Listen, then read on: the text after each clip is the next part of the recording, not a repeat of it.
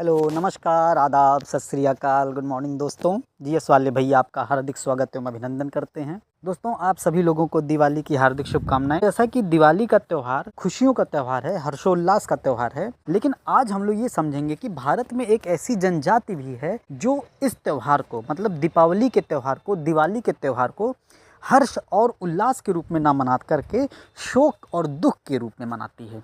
और शोक और दुख के रूप में मनाने का कारण क्या है, किस प्रकार से मनाती है, और ये जनजाति भारत में कहाँ कहाँ पाई जाती है, और इससे एग्ज़ाम में कहाँ कहाँ पर कितनी बार क्वेश्चन पूछे गए हैं, ये सब भी हम लोग बहुत अच्छे से देखेंगे। तो दोस्तों, हमारे भारत देश की एक जनजाति है थारू जनजाति।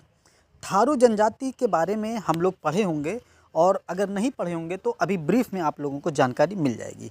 ब्रिटानिका वेबसाइट के अनुसार दोस्तों, जो थारू जनजाति है भारत में 1,70,000 से ज़्यादा और नेपाल में 15 लाख के करीब इनकी जनसंख्या है। और ये थारू जनजाति को लोग दिवाली के दिन अपने परिवार के जो गुजर चुके लोग होते हैं, मतलब इनके कुल पूर्वजों में जो मृत्यु को प्राप्त कर चुके होते हैं, जो मृतक होते हैं, उनको याद करते हैं। इस दिन वो अपने स्वर्गवासी परिवार वालों के लिए एक पुतला तैयार करते हैं और दिवाली के दिन उसे जलाते हैं। और बहुत इंपॉर्टेंट है दोस्तों, ये लोग दिवाली नहीं कहते हैं, दीपावली नहीं कहते हैं, दिवाली कहते हैं। ठीक है, इम्पॉर्टेंट है। पुतला जलाने के बाद वो अपने सभी घर वालों को भोज पर घर बुलाते हैं। जैसे हम लोग दीपावली में हम लोग खाने के लिए बुला लेते हैं, हम लोग मिष्ठान वगैरह बनाते हैं, लेकिन ये इसके विपरीत इसको शोक के रूप में मना करके अपने घर पर भोज के रूप में बुलाते हैं। जैसे 13वीं 13वीं कह सकते हैं हम लोग, है कि नहीं। वैसे वहाँ पर भी भोज के लिए 13वें दिन पर आमंत्रित किया जाता है लोगों को।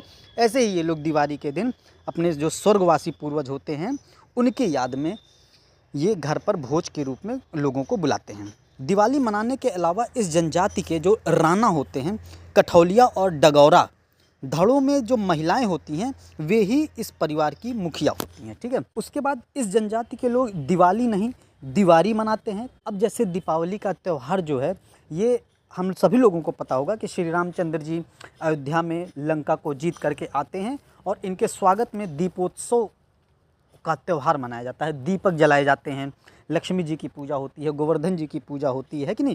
तो दिवाली खुशियों का त्यौहार है। परंतु जो थारू जनजाति के लोग हैं, इस जनजाति के लोग इस त्यौहार के अवसर पर भगवान को नहीं बल्कि अपने परिवार के स्वर्गवासी लोगों को, मरे हुए लोगों को याद करते हैं। ठीक है, इसीलिए ये लोग दिवाली को शोक पर्व के रूप में मनाते हैं और इसको दिवाली ना कह के दिवारी कहते हैं। ठीक है, अब थारू जनजाति के बारे में थोड़ा सा समझ लेते हैं। थारू जनजाति के बारे में एग्ज़ाम में क्वेश्चन पूछा जाता है। ये जो समुदाय होता है थारू समुदाय, ये ता से थारू हम कह सकते हैं और ता से तराई क्षेत्र कह सकते हैं। तराई क्षेत्रों पर निवास करते हैं। अब भारत में तराई क्षेत्र कहाँ कहाँ पर है? उत्तराखंड में, उत्तर प्रदेश में और बिहार में है। ठीक है, तराई क्षेत्र। तो ये समुदाय जो शिवालिक है ना, जैसे हिमालय है, महान हिमालय है, फिर मध्य हिमालय है, फिर शिवालिक है।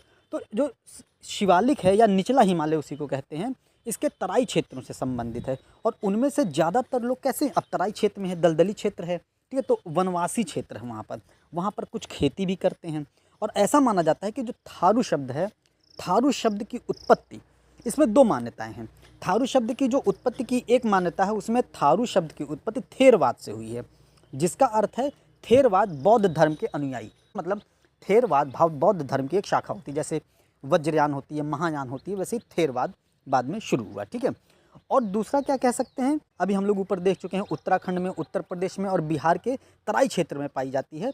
लेकिन थारू शब्द की उत्पत्ति के बारे में एक और मत है कि इनकी उत्पत्ति थारू, जो भारत में थार रेगिस्तान है ना, थार रेगिस्तान से इनकी उत्पत्ति हुई। अब थार रेगिस्तान राजस्थान में है, तो राजस्थान में भी ये इनकी जनजाति थोड़ा बहुत पाई जाती है, और राजस्थान से लेकर के नेपाल में भी पाए जाते हैं। और इस जनजाति का नाम राजस्थान के थार रेगिस्तान के नाम पर पड़ा।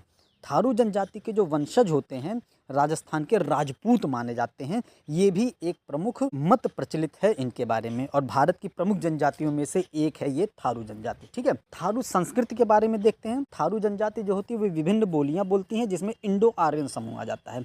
इंडो आर्यन समूह में जैसे हिंदी है, उर्दू है, अवधी है, ये विभिन्न भाषाएं हैं। इन सब भाषाओं को वो जिस जिस जगह पर रहते हैं उसी जगह के अनुसार ये लोग उस भाषाओं को बोलते हैं। जैसे मध्य नेपाल में वे भोजपुरी का एक संस्करण बोलते हैं, और पूर्वी नेपाल में वे मैथिली का एक संस्करण बोलते हैं, और उत्तर प्रदेश में अवधी का एक संस्करण बोलते हैं। ठीक है, थारू जो जनजाति के लोग होते हैं, ये भगवान शिव की पूजा करते हैं।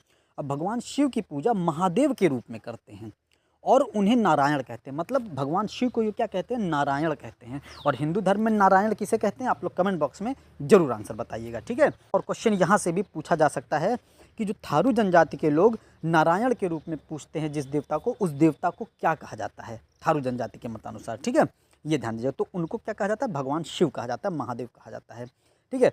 और उनका मानना है कि धूप, बारिश और फसलों के प्रदाता हैं नारायण भगवान, मतलब शिव जी, मतलब महादेव जी, ठीक है।